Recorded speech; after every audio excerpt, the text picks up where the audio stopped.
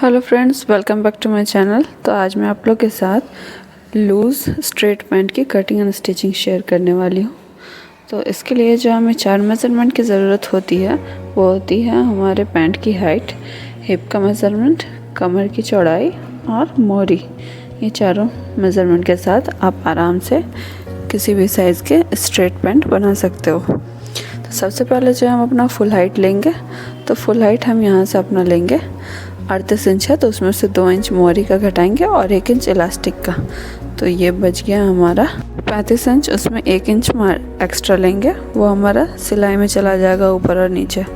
तो हम यहाँ से 36 इंच पे मार्क कर लिए हैं और इस मार्किंग को हम एक सीधे लाइन में खींच लेंगे।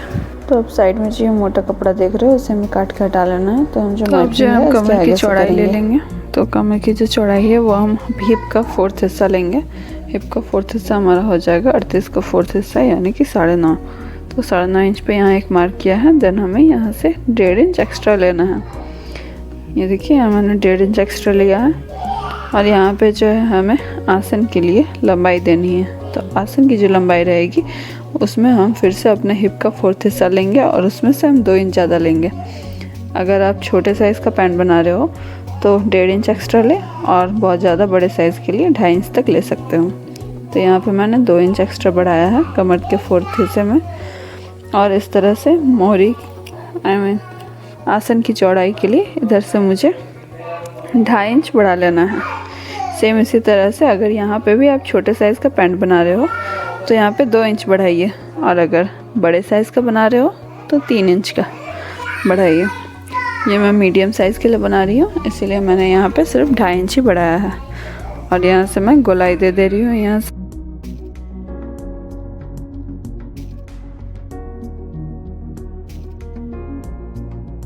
अब जो है हमें इधर चौड़ाई का जो है मिडिल पार्ट ले लेना है। ये हमारा कंप्लीट 15 इंच का था, तो इसका मिडिल पार्ट हमारा 7.25 पे हमने मार्क किया है। ये सेम प्रोसेस हमें नीचे साइड भी करना है पैंट का मिडिल पोर्शन निकालने के लिए। तो यहाँ से भी मैं 7.2 पे एक मार्किंग कर ले रही हूँ, और यहाँ पे जो है अपनी मोहरी की भी मार्किंग कर ले रही हूँ। हमारा कंप्लीट मोहरी जो है 14 इंच का है, तो हम 3.5 इंच करके दोनों साइड लेंगे, क्योंकि हमें 7 इंच यहाँ पे लाना है। तो यहाँ मैंने 7 इंच कंप्लीट कर लिया है मार्क, 3.5 एक साइड और एक साइड 3.5।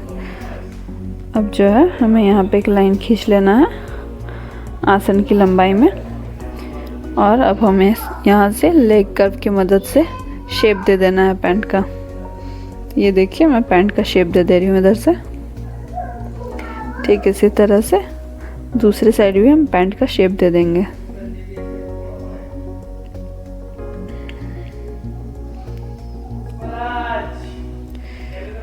अब जो बारी है हम ऊपर साइड में हमें फिर से अपना मिडिल पॉइंट मार्क करना है। ये देखिए 7.25 पे मार्क किया। यहाँ पे जो है हमारे पैंट के टक्स डलेंगे। तो पैंट के जो टक्स है उसका लेंथ हम लेंगे 5 इंच। तो पहले हम 1/2 इंच यहाँ से छोड़ ले रहे हैं। ये जो है हमारा सिलाई मार्जिन में जाएगा इलास्टिक ऐड करने में।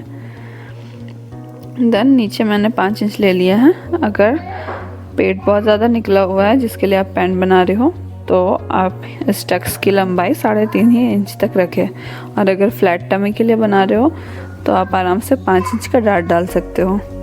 और इस डार्ट की जो चौड़ाई है वो 1 इंच है। दोनों साइड 1/2 इंच मैंने लिया है, और ये डार्ट हमने कंप्लीट कर लिया है। अब मुझे इसकी कटिंग कर लेनी है।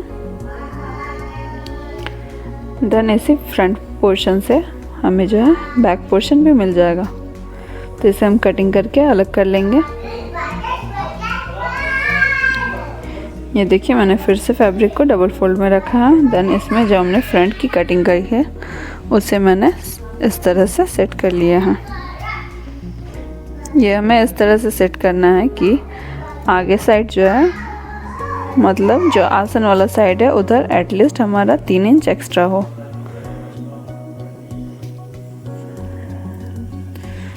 ये देखिए यहाँ से मैंने 2.5 इंच तक बढ़ा लिया है आसन की चौड़ाई। बैक साइड का पोर्शन हमारा उठा हुआ होता है, इसलिए हमें जो है बैक में कपड़ा ज़्यादा रखना पड़ता है पैंट में, तभी वो अच्छे से सेट होता है और खींचता नहीं है। तो ये देखिए मैंने यहाँ पे जो मार्किंग की थी उसे मैंने कमर के मिडिल से मिला लिया है टेढ़ा लाइन खींचते हुए। देन यहाँ से भी हम 2.5 इंच तक बढ़ाएंगे। अब ऊपर नीचे दोनों में ही 2.5 इंच बढ़ाए। देन यहाँ पे भी सेम आसन हमें बना लेना है। आप अगर पतले साइज़ के लिए बना रहे हो तो आप 2 इंच तक भी इसे बढ़ा सकते हो। तो यहाँ मैंने 2.5 इंच बढ़ाया है। देन यहाँ पे भी सेम मैंने आसन बना लिया है। ये हमारा बैक पार्ट का आसन हो जाएगा। अब इसे 2.5 इंच के डिस्टेंस में जो है हमें नीचे की ओर लेग का शेप दे देना है। ये मैंने लेग कर्व को सेट करके मैं इसका शेप दे दे रही हूँ।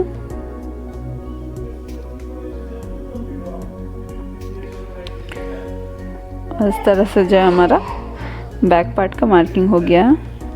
बैक पार्ट में हमारे कोई भी टक्स नहीं डालेंगे। अब जो है हमें इसकी कटिंग कर लेनी है। इस तरह से हमने बैक पार्ट भी अपना कट कर लिया है।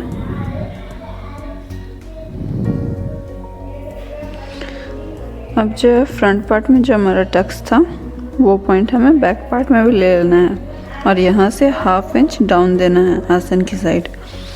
इससे जो है हमारा कमर है साइड में बहुत अच्छे से परफेक्टली बैठता है। तो ये देखिए मैं यहाँ से 1/2 इंच का डाउन पहले फ्रंट वाले में डाल रही हूँ। देन इसी तरह से ठीक अपने बैक पार्ट में भी 1/2 इंच डाउन डाल लिया है आसन की ओर। ऐसे कट करके हटा लेंगे।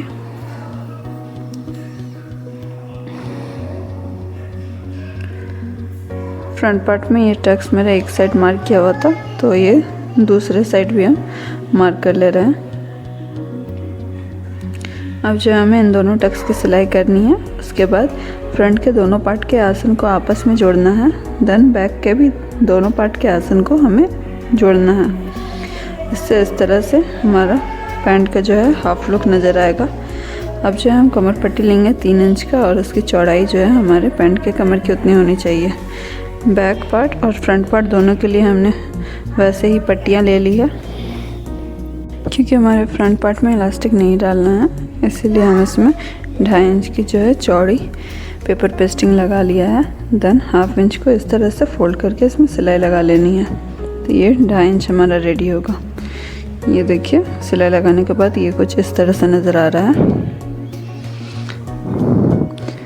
अब जो है ये मैंने बैक पार्ट ले लिया है और इसमें जो है हमें इलास्टिक लगानी है। तो इलास्टिक की जो चौड़ाई होगी वो हमारे कमर के हाफ मेज़रमेंट लेना है। कमर मेरा 38 इंच है, तो उसका आधा मैंने 19 इंच लिया है। देन उसमें से 3 इंच माइनस कर लेना है। तो 3 इंच माइनस करने पे हमें यहाँ पे 16 इंच की इलास्टिक मिलेगी। तो ये 16 इंच की इलास्टिक लेके मैंने उसे बिठा लिया है। अब जो है मैंने अपना फ्रंट पार्ट ले लिया है और फ्रंट पार्ट की जो है कमर पट्टी वो हमें रेडी करनी है।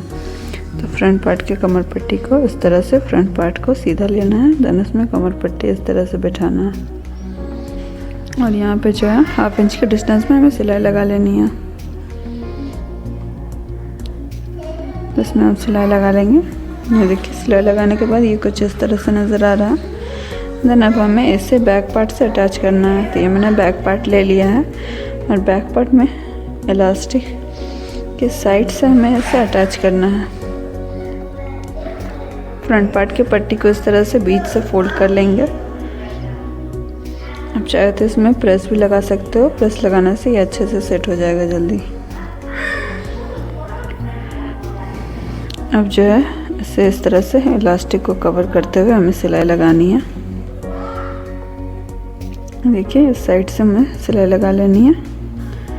इससे हमारे पैंट का बाहर साइड सिल जाएगा। इस तरह से हम साइड में सिलाई लगा ले रहे हैं। ठीक इसी तरह से हमें दूसरे साइड भी सिलाई लगानी है। ध्यान रखें जो फ्रंट पार्ट की जो कमर पट्टी है उससे हमें बैक पार्ट के इलास्टिक को कवर कर लेना है। देन सिलाई लगानी है।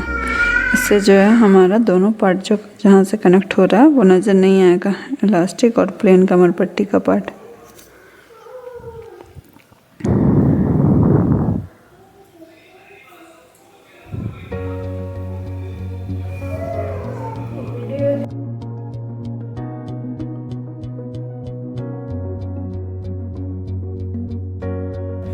तो मैंने दोनों तरफ से इस तरह से सिलाई लगा ली है।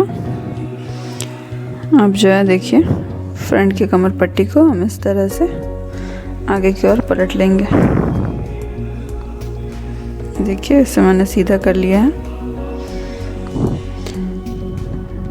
अब जो है इस कमर पट्टी में यहाँ पे सिलाई लगाते हुए इसे लॉक कर लेना है।